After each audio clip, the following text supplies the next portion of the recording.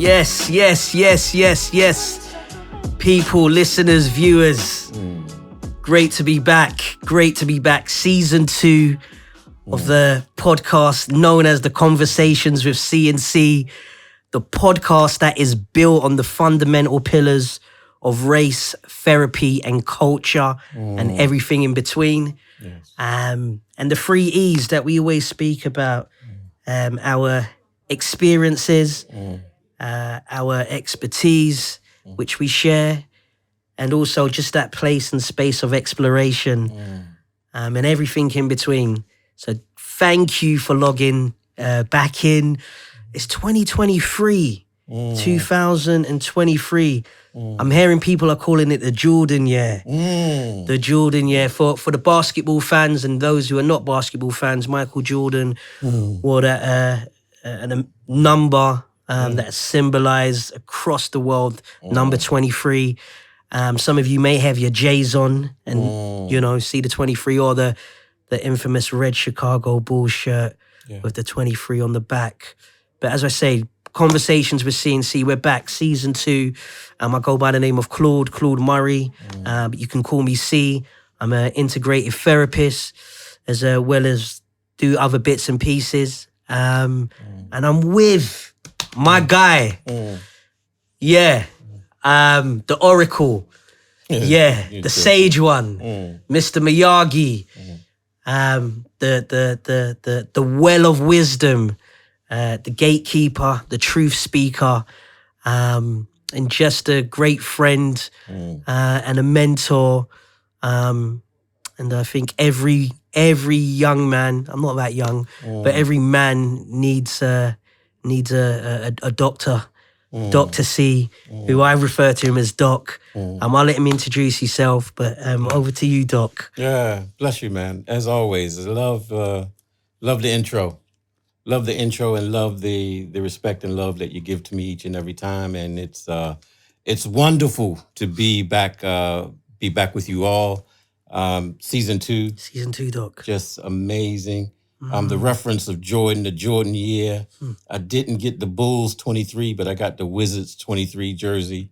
And I rock it from time to time to make sure I represent all the time. Washington Wizards. Yes. They had to change the name because they used to be as a DC resident, they had to change the name from the Washington Bullets to the Wizards. But that's a different story.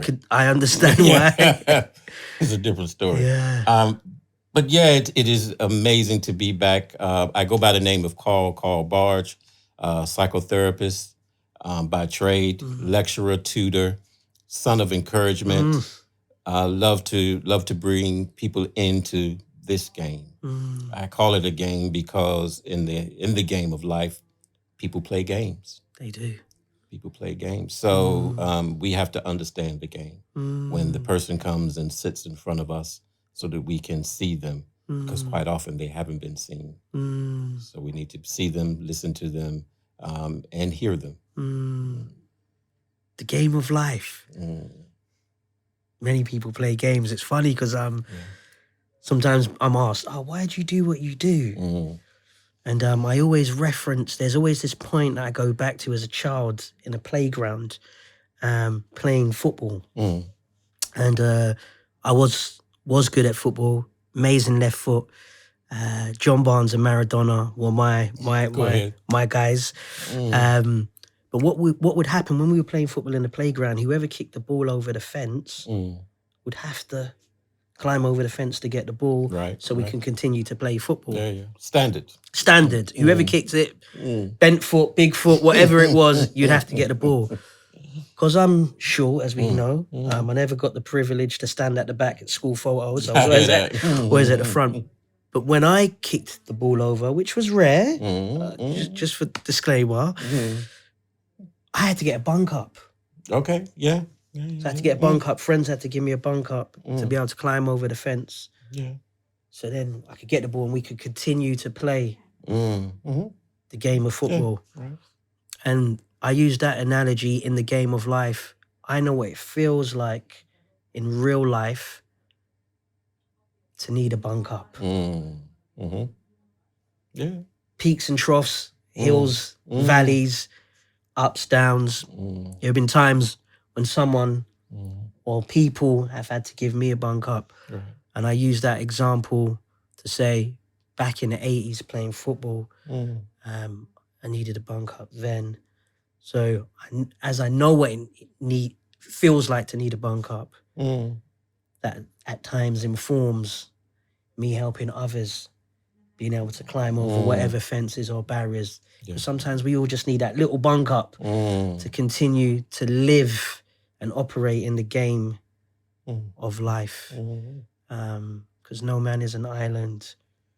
Absolutely. We all need someone at some point, you know. So just when you mentioned the game of life, that's that you just triggered off that thought. Took you right back. Yeah.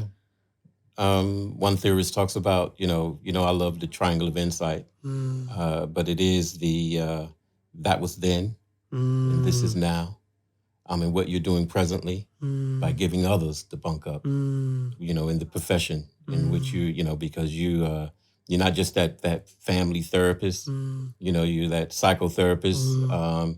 You are that sage to the youngers coming up today. Received. Tradition, culture, customs are good. Not all traditions are good, but tradition that we have here. Yes. Temperature check. TC. Yes. How's DOC? How's the doc doing? Yeah. I am very well. My shout out to my niece Morgan. She's over from Brooklyn. BK. And she just takes me back, man. She takes me back as soon as she comes in because she's an intrepid flyer. She's always traveling. She was with us in Greece during the summer, I mentioned. Yep. And she came over on Wednesday. We went out to dinner, and she just busted me up, man. So, and she, you know, talking about my sister. She's my sister's daughter. Yeah. So I came in in a reflective mood, but a loving mood and a blessed mood of, you know, just having a near and dear loved one over visiting. So she's quite close with my eldest daughter, and they go off and do their own thing, you know what I mean, and drop the grandson off, and you know what I mean. So a lot of love, feeling a lot of love now, and the year has 2023 has started. It started well. It I would say it started better than 2022 ended. Put it that way. Yeah.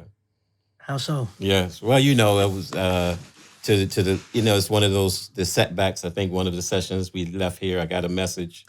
Went outside, the bike was gone, and then I had when I tell you about my whip, that was in I think October, and then close to Christmas, somebody took the Lex. Yeah. Mad. Yes. So it ended bad, but you know, by the grace of God, you know, it's things can be replaced. Yeah. You know, you can't. Yeah. Yeah. Things can be replaced. Yeah. But I can't. So you saw recently, I got another whip. Yeah. Pulled up. Yeah. One time. One time. So, you know, work don't stop, grind don't stop. Yeah, come on. You know what I mean? And you know, and I think, you know, in the history of my life, it's that thing about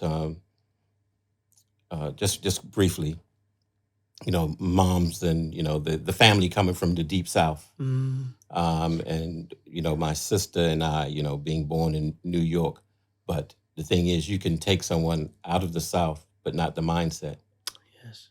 So the mindset being, you know, that things, about having things, because if you didn't have things in your early experience, when you get things, it's that holding on. And there is an emotional connectedness to the holding on of these things. So that's something I've been very cognizant of, you know, in my life, holding on to things. But no, I mean, you know, it was a lovely vehicle. Both vehicles were quite lovely. But the thing is, someone they they wanted that loveliness, so they took it. Yeah, and there ended my connectedness to it. So there was no emotional connectedness to the thing. So when it was gone, disappointment, 100. But that was the end. Can't hold on to that. Lots is running through my mind. Yeah. First is seeing your response in real time with the bike. Yeah. How calm you were. That was the first thing. I remember just the calmness. I didn't know what was going on inside, but I do feel like what was going on inside may have been informing your calmness. Then we had some issues with the audio and recordings. Yes. Yes. We've had listeners, viewers, we have had technology turmoil. Yeah. However, we move, we pivot. Yes. We Johan Cruyff, as we say, and keep it moving. But your response, not your reaction, your response was calm. It was like, brother C, we move. I was like, yeah, but I hear you, Doc, but we move, but I was on a but, like, we put in work. Yeah, conjunctions. Like, just your, like, just how free you were just to let it go and move again. And just now me in this space getting an understanding about not holding on and letting go, and where some of that comes from. That was quite profound. And the other reflection I have is I was watching Emmett Till, the film. Yeah.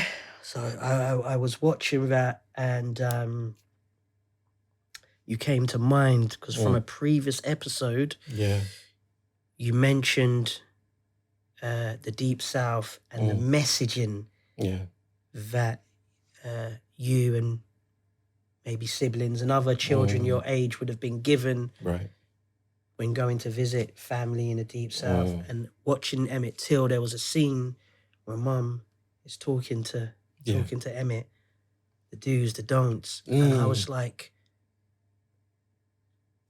this is what brothers, Brother Carl, this is what Doc was talking about. That's right. And it just made my mind, made my mind travel to that time when we had that conversation. So just messaging. Yeah. I have to watch that. Yes. Yeah. And as you mentioned that, it took me straight back to maybe 2004 as I qualified, because I did the intercultural therapy second year of the diploma to become qualified, and it was so rich. And I wrote about it. I wrote about Emmett Till, and then because we had to do a presentation, and I played Strange Fruit. I think you mentioned Strange Fruit. Yeah, and that just it wasn't received. Impacted the classroom. Woo! They couldn't handle that one. Yes. So it was too powerful. Yeah. It was too powerful. Yeah. The guilt. Yes. Shame. Guilt. Yes. Why are you playing this? We've moved on. Yes. Yeah. Same time. Yeah. Synchronicity. Yeah. Wow, Doc. Yeah. So I guess for me, if I was to do a temperature check. Yes, sir. I'm feeling really good. I'm feeling really good inside. I know the assignment, and it's becoming more clear and clear. Go ahead. And I'm having transparent conversations that need to happen with close ones and people in the professional world about just where I am at and the trajectory and how I'm seeing life through my frame of reference. And it's great to be having those conversations and really freeing. but inside I feel good. I feel excited about what awaits. Things are happening in real time. I won't say too much, but yeah, I'm taking my health extremely serious. Yeah. I've We can see that. Yeah, we can see that. Thank you, man. Brother G. Yes. I got tired, man. I know I've mentioned in previous episodes, I just got tired of being obese and overweight. Yeah. And and said I had to do something about it. This self-care concept that, That's we rich. talk about, That's rich. Yeah. I think we've spoken previous about having a entry-level free qualification in helping yourself, but a PhD in helping others, and just the imbalance. And, so, just being really intentional. I think this is another year of being intentional to the things that give me life, and anything that doesn't give me life. Any wells where there's stale water, stay away. I don't want to drink. Yeah, I need to be around life, and because time is of the essence, and it doesn't wait for no one, and I want to be friends with time. So I'm really trying to manage my time well. Back to studying, as and what that brings. Back in the classroom. Yes. Assignments. I've got assignments that I'm working on. So word count criterion has brought up my historical relationship with academia and education. So just working through that, and had a session with my clinical supervisor about what word criterion and what academia does for me, and what it brings up. And I had to remind myself that I've got the receipts of completing assignments. I've got the receipts of qualifying. It's Evidence, not man. new. The evidence is there. And that was great. Just a grounding reminder. It's a grounding reminder, like, you're here because you're meant to be. Claude's in the room because he's meant to be. No one offered me, like, I did it, and I'm here. Yeah. So if I'm here, the work that needs to take place, I'm more than capable and have the ability to do so. Right. But it was just a reminder, we need those. Yeah, we do. I do. Yes. Yeah, I know I do at times. Yeah, likewise. Yeah. Likewise. So, I think just balancing and managing, being a student again, but enjoying the course. Course is going really well. Rich content, growing and learning, and reading. But yes, I'm in a good place. My soul is well. My soul, my soul Felt is that, well. Man. Yes. And it's just about allowing the physical frame to catch up with that. Because the mind is well, the soul is well. So it's just trying to find that equilibrium. And my son is thriving. He's doing amazing at school, Doc. Like the feedback that I am getting, we are getting.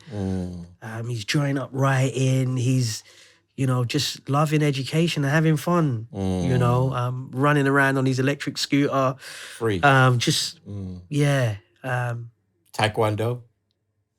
Looking to find a new class for him because he was doing kickboxing. But that's literally working on that as we speak. He's like, Dad, we need to find a Taekwondo class. He wants to do some spray painting. He's like, I want to do some graffiti. So we're looking for age-appropriate art workshops. So as he's good, he's thriving. So that adds to that soul of being well. Soul, mind, will, emotions. When those in alignment, it's a beautiful thing, and you only need one to be out of alignment. For there to be an imbalance. Yes. Yeah, and I know what that feels like. Come on. Yeah. So Yeah, man. Good place. Yes. Focused. What a process, man. What a process. We take out some of the, you have the content and then you have the process. So yeah, lovely. What's on your mind today, Doc, man? As you mentioned, studies. So it had it's a good break. I find with academia though, it is this thing about the misconception that teachers, lecturers, tutors have all this free time, when school is out. But I counter that with the amount of assignments that I had to mark over Christmas and how that took a lot of my time. Okay. Yeah. So, I'm in this place of time rich versus time poor, but wanting to ensure that I am able to fulfill, my responsibilities to myself and also to family, to my learners, to my clients, personal clients. One Vision Counseling Service, which my partner and I own. And just going into other areas as well. Yeah. So that, we have those multiple streams going. So yeah, just time is on my mind, but it's but also blessed as well because, yeah, as you say, I'm sitting here and I'm sitting here, but I'm also sitting in my purpose. So there is an acknowledgement of that. I didn't just get here of my own volition. There was the process. Yep. Yeah. Sitting in your purpose. Yes, brother. Yes. Yeah. And so you mentioned about, going to clinical supervision and then getting these, being reminded. And I do something similar because having taught for going into my 14th year now, I quite often, I hear from former students. And I hear from former students. I had an external verifier who came last week to respect. And he says, "Oh, I always hear about, I always hear about your former students." And they said they loved your level 5 CBT when you did that. They loved you when you were on level 4. And I always hear good things about you, Carl.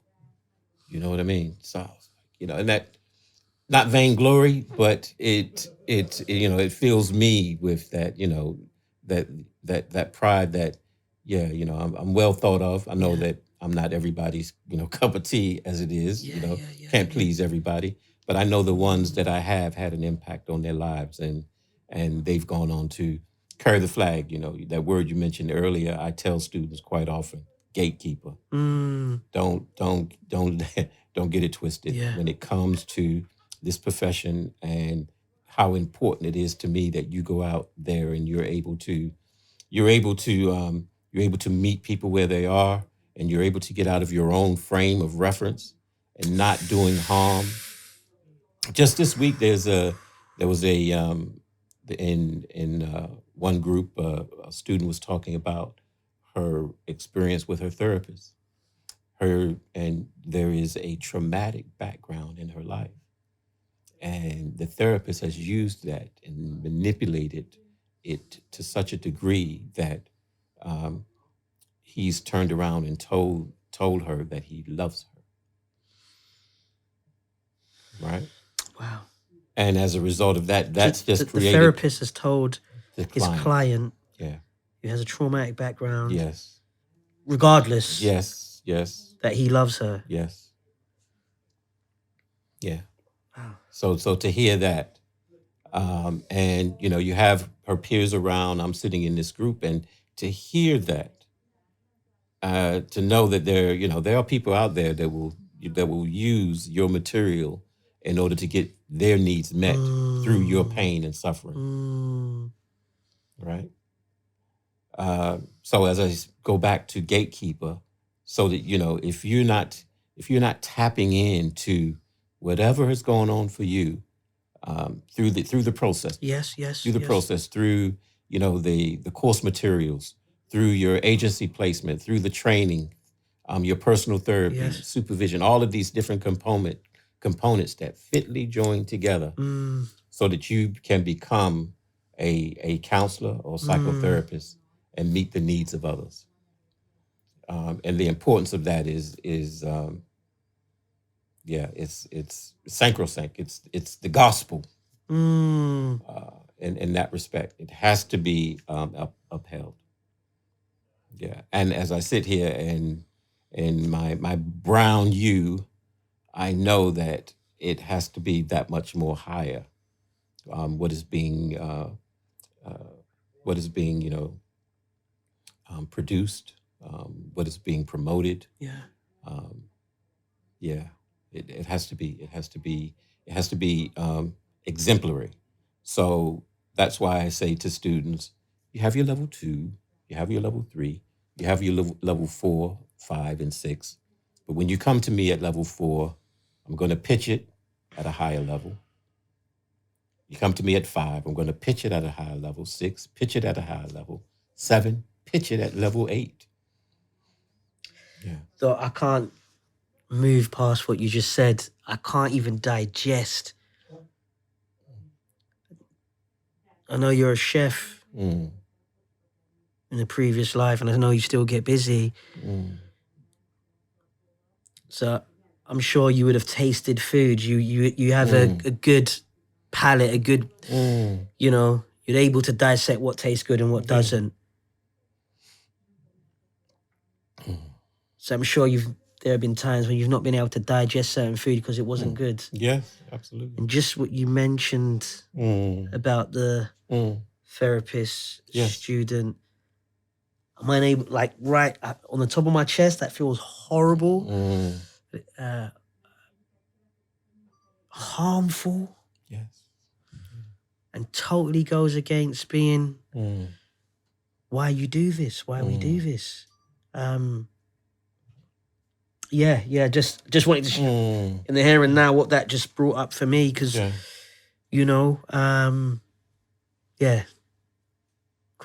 crazy. Such and I know it's not uncommon. Well, yeah, well said. It's not uncommon, but just to hear it in in real time. Yeah. It's recent. Yeah. It's not like as you say, it's not uncommon. Because people who go through this training, we I always say, in order for you to get through this training, not everything needs to be right with you. It's my strap line. Yeah. And the thing is in that context, some of us are still in a place where we're not all right, but we haven't learned how to not cause other people harm as a result of that. There's still perhaps a conceitedness, a selfishness, and it gets in the way. And those ethical principles of non-beneficence and beneficence. What does beneficence mean, Doc? So the non-beneficence is, as a counselor, a psychotherapist, we do not cause harm. Yes. Okay. Yeah. We're in the business, and beneficence is in their best interests. Yes. Right. Yeah. As you're talking, you mentioned about getting out of the way. And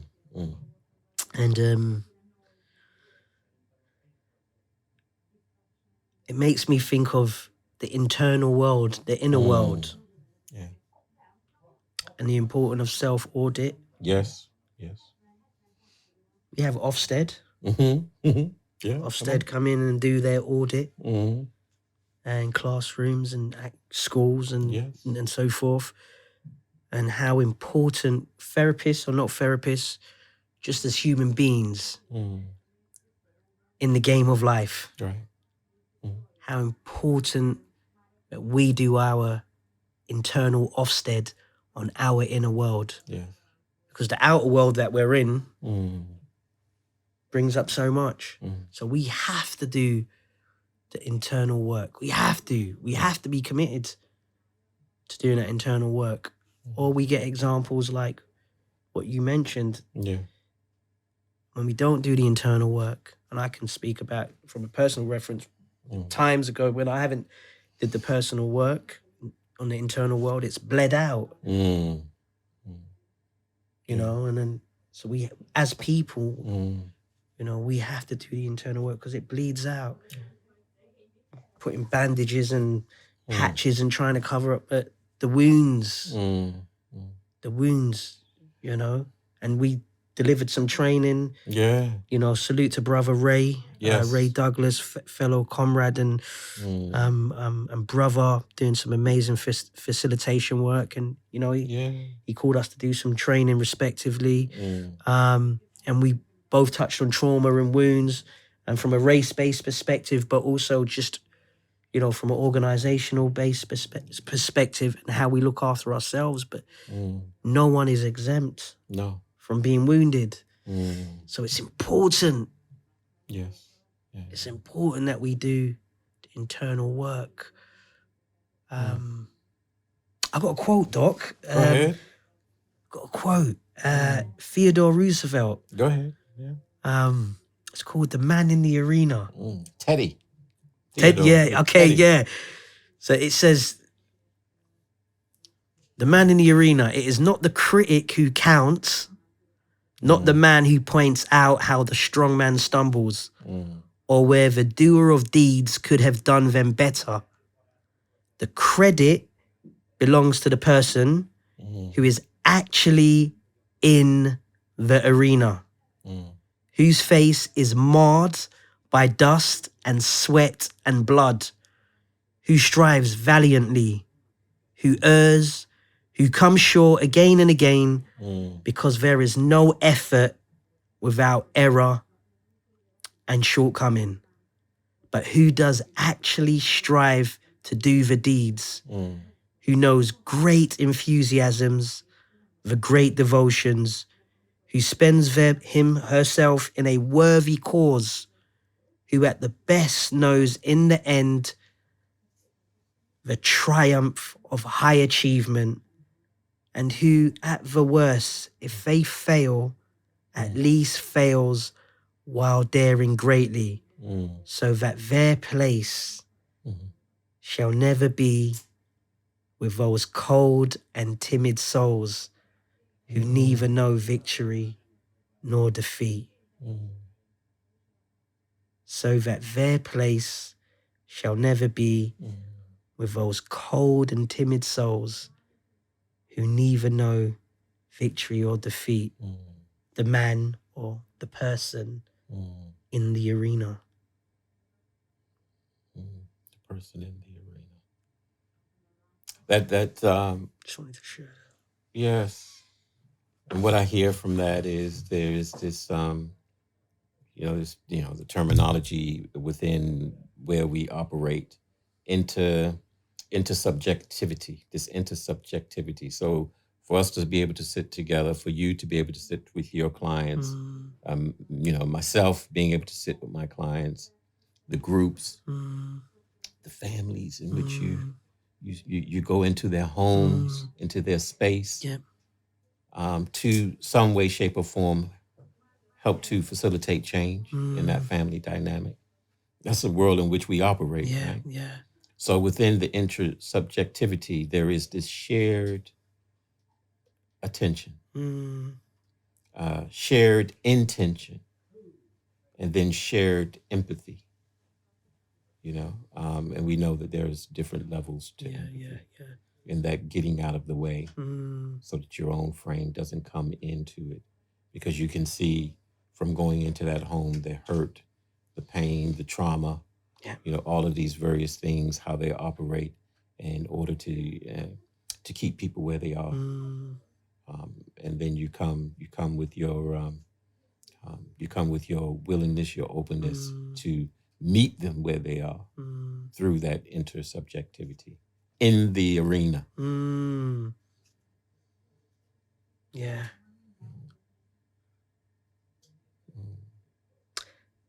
And I think for our listeners and viewers, they are going to be in arenas, whatever the arena is. Yes. the arena of household parenting, the arena of teaching or studying, the arena of working or managing, of running your own business. Yeah. You know, or having that community program for the young people. Yes. Or that initiative that you're thinking about that might be a potential arena, or that food bank is an arena.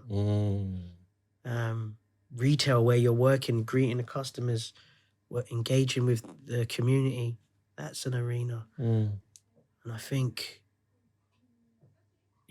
just for myself, but also for the listeners, because as we always say, we are a part of the village. Yes. We are the villagers. This is a collaborative journey where we commute together. We don't sit outside of the village. We sit. We're in the compound. We're in the compound. We're by the fireplace, sitting down, chopping it up. So just for the listeners and viewers, whatever arena you are in, know that you're meant to be there. And that you have all the capabilities. Yeah. And being in the arena, quite often it is that it can be seasonal. Yes. Seasonal. You know, I think we've dropped it before, but I love it, so I'll reference it again. Yeah. It is the dew season, right? The D-O. Yeah. Then you have the D-U-E, dew season. And then you have the D-E-W, the dew, so you have to be doing something. Yeah. There's a season of doing that you must do. Then something comes back to you. And I believe that as a result of the doing that I did, to be able to learn and grow and go through this process myself, that was a doing season. Yeah. And then something was due to me and I went into, teaching. And now it's the do. And I love being in the do, the D-E-W. It just rains, brother. Rain on me. Yeah, you can't stop the rain. Yeah, come on, bro. Can't stop the rain. The work has been put in. Yes, sir. But whatever arena you're in, just stay alert, stay focused, put the graft and the grind in. And if you're entering an arena where you're at the beginning of the journey, where it's about growing and learning, and you're trying to, become more astute and in that arena, don't be afraid to seek people out. Yes. Who are doing things in that arena, whatever that arena is. And I heard a quote the other day that really struck me by the phenomenal brother Eric Thomas. And he said, train with champions.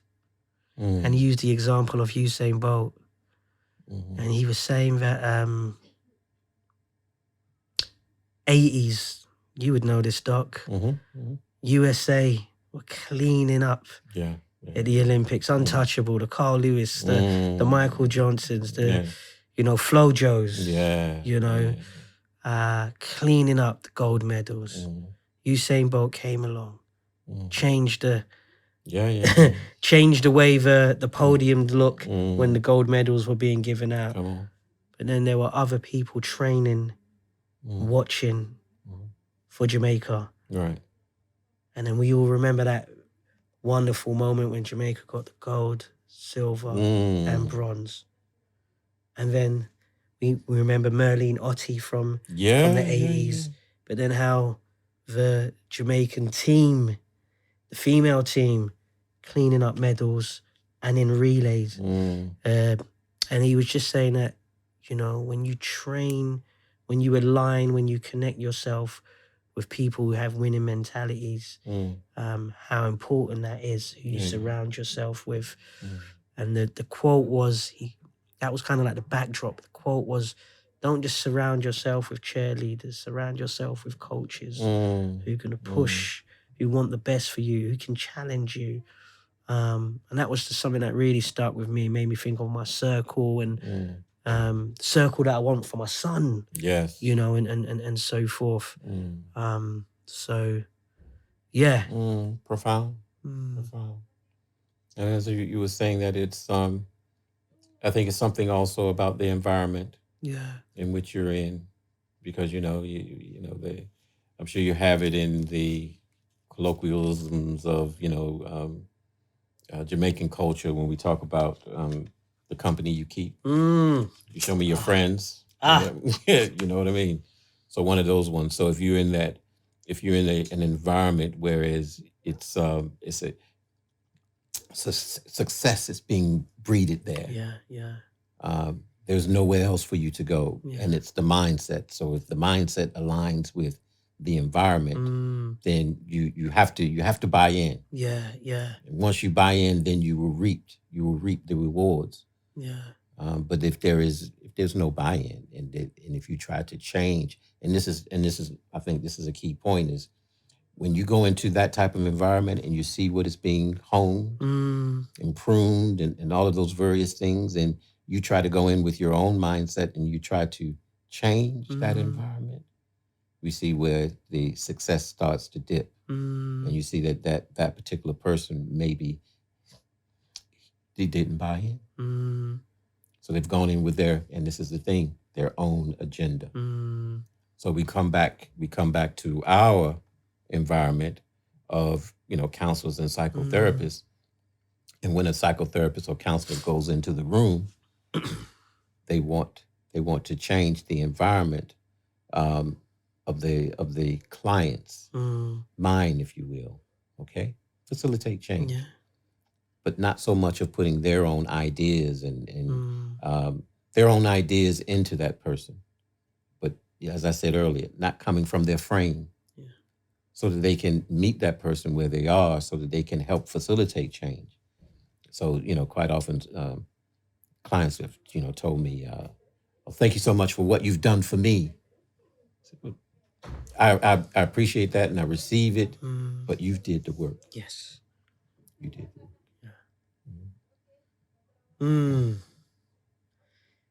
So much. Yeah. So much we could talk about. Yes.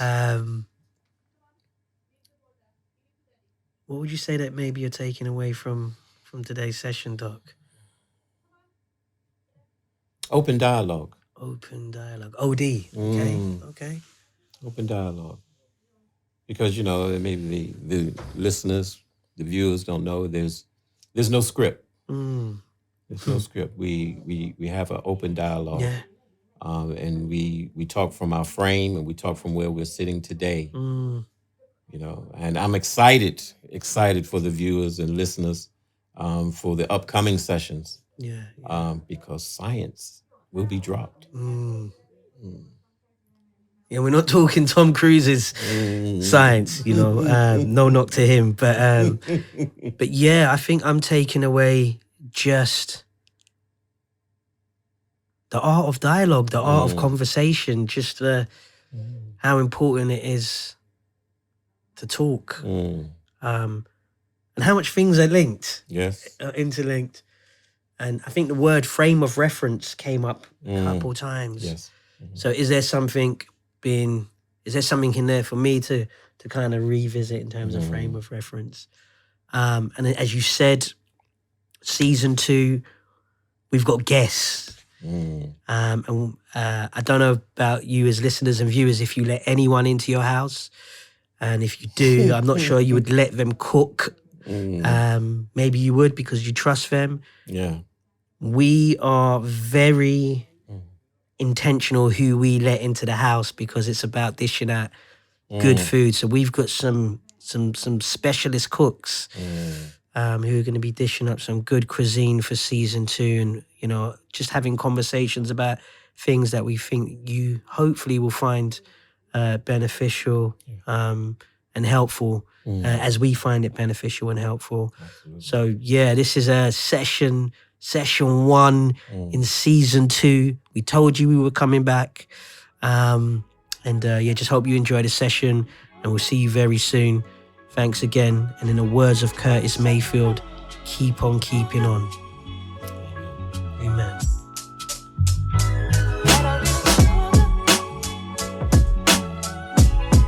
Shut up.